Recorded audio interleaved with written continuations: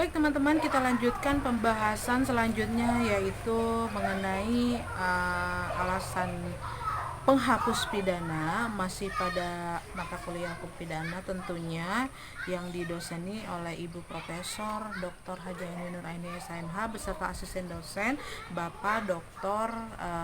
Muhammad Randy Aridayadi SMH. Berbicara tentang alasan penghapus pidana, yaitu ada alasan pembenar teman-teman, yaitu alasan yang meniadakan sifat melawan hukum dari perbuatan sehingga menjadi perbuatan yang dibenarkan. Alasan pembenar terbagi dalam yang pertama, alasan pembenar umum terdiri dari daya paksa atau overmark atau keadaan darurat need to stand, diatur dalam pasal 48 KUHP. Yang kedua, bela paksa atau nudwir, pasal terdapat dalam pasal 49 KUHP. Yang ketiga, melaksanakan perintah undang-undang atau WPHK for script, terdapat dalam pasal 50 KUHP. Dan yang terakhir, perintah jabatan yang sah, terdapat dalam pasal 51 ayat 1 KUHP. Alasan pembenar khusus sekarang kita bahas terdiri dari yang pertama, dokter dan para saksi yang menghadiri perkelahian tanding, itu terdapat dalam pasal 186 ayat 1 KUHP. Kemudian ada pencemaran demi kepentingan umum atau karena terpaksa untuk membela diri, terdapat dalam pasal 310 ayat 3 KUHP. Dan yang terakhir, yang dihina dengan putusan hakim yang menjadi tetap dinyatakan bersalah atas hal yang dituduhkan, terdapat dalam pasal 314 KUHP. Yang ketiga, alasan pembenar di luar undang-undang. Yang pertama, hukum disiplin dari orang tua atau guru. Yang kedua, kewenangan jabatan dari dokter, apoteker, penyelidikan ilmiah. Dan yang ketiga, fungsi negatif dari sifat melawan hukum material, yaitu tentang dokter hewan, putusan MA tentang Markus Effendi. Kemudian alasan pemaaf atau school with slitting crown atau face the accused, yaitu alasan yang meniadakan kesalahan pelaku tindak pidana sehingga pelaku yang melakukan perbuatan yang bersifat melawan hukum tidak dipidana karena tidak ada kesalahan.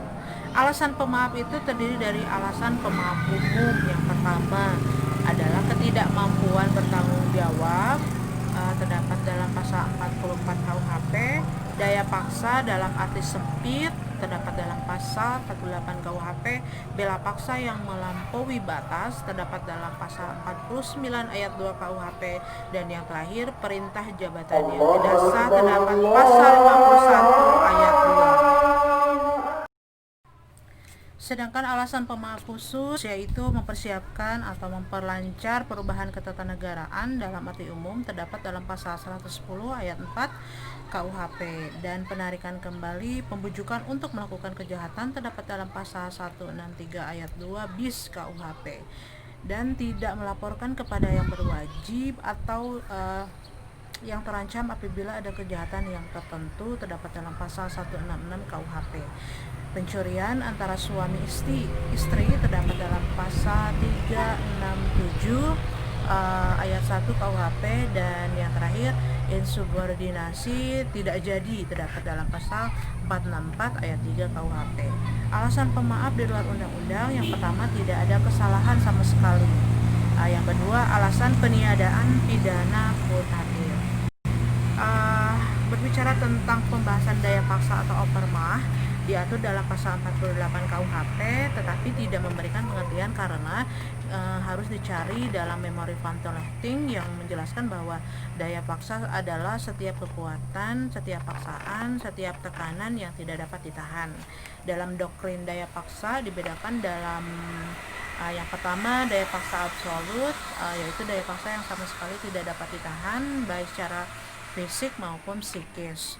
Daya paksa relatif, yaitu daya paksa yang masih dapat ditahan dengan perbuatan lain, dengan berbuat lain, tetapi yang bersangkutan tidak melakukan perlawanan sehingga tidak perlu dilawan.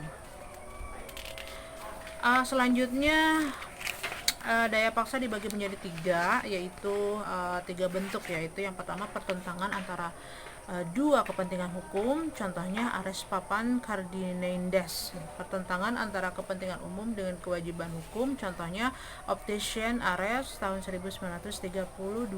Yang ketiga pertentangan antara dua kewajiban hukum, contohnya dipanggil untuk menghadap kedua tempat pengadilan yang berbeda dalam waktu yang bersamaan. Bela paksa penjelasannya diatur dalam pasal 49 ayat 1 KUHP yang disebut alasan penghapus atau peniadaan pidana, yaitu syarat-syaratnya meliputi yang pertama, perbuatan harus terpaksa dilakukan untuk pembelaan yang sangat perlu karena tidak ada jalan lain. Yang kedua, perbuatan tersebut dilakukan karena ada serangan yang konyong-konyong atau mendadak dan seketika itu juga. Yang ketiga, pembelaan itu hanya dapat dilakukan untuk kepentingan hukum yang ditentukan secara limitatif, yaitu yang pertama diri sendiri atau orang lain, yang kedua kehormatan kesusilaan sendiri atau orang lain, dan yang ketiga adalah harta benda sendiri dan orang lain. Daya paksa yang melampaui batas untuk penjelasannya diatur dalam pasal 49 ayat 2, yaitu berupa melampaui batas pembelaan yang diperlukan, pembelaan yang dilakukan sebagai akibat yang langsung dari guncangan jiwa yang hebat. Keguncangan jiwa yang hebat itu diakibatkan oleh adanya serangan tentu saja. Jadi antara guncangan jiwa yang hebat dengan serangan atau ancaman serangan harus ada hubungan yang kausal. Oke teman-teman, melaksanakan ketentuan undang-undang itu juga ada syarat pelaksanaan perintah undang-undangnya, yaitu harus ada perbuatan melaksanakan undang-undang untuk kepentingan umum. Tentu saja perbuatan tidak terbatas pada perintah undang-undang saja, tetapi juga atas sewenang atas wewenang yang diberikan undang-undang. Perbuatan harus patut, wajar, dan masuk akal pastinya. Perbuatan yang masuk kategori melaksanakan undang-undang tidak bersifat melawan hukum sehingga masuk dalam alasan pembenar. Ya, melaksanakan perintah jabatan juga dijelaskan dalam materi yang telah disampaikan Ibu Prof, yaitu disebut juga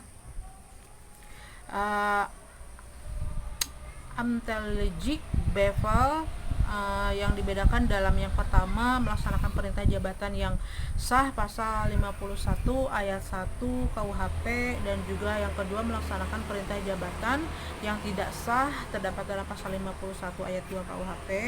Jadi seseorang yang melaksanakan perintah jabatan yang sah, perbuatannya dianggap tidak melawan hukum sehingga perbuatannya tidak dapat dipidana. Perintah jabatan juga dianggap sah apabila ada hubungan jabatan antara yang memerintah dengan yang diperintah. Kewenangan yang memberi perintah harus sesuai dengan jabatan yang bersifat hukum publik. Yang ketiga, perintah jabatan yang diberikan harus termasuk dalam lingkungan kewenangan jabatan. Ya teman-teman, di penghujung pembahasan yaitu alasan penghapus di luar undang-undang yang terdiri dari diatur dalam jurisprudensi, yaitu fungsi negatif dari sifat melawan hukum, material yaitu contohnya ares atau dokter hewan. Yang kedua, tidak ada kesalahan sama sekali atau taksi. Yang kedua, diatur dengan menggunakan alasan pembenar, yaitu yang pertama hukum disiplin, yang kedua persetujuan atau izin, yang ketiga dengan menggunakan alasan pemaaf. Alhamdulillahirrahmanirrahim, akhirnya pembahasan untuk materi di semester ini, review tentang mata kuliah hukum pidana sudah saya sampaikan, sudah saya paparkan. Ini juga merupakan salah satu tugas mata kuliah hukum pidana yang didoseni oleh Ibu Profesor Dr. Hajah Demikian pembahasan saya mengenai dua materi tadi. Terima kasih atas atensinya. Wassalamualaikum warahmatullahi wabarakatuh.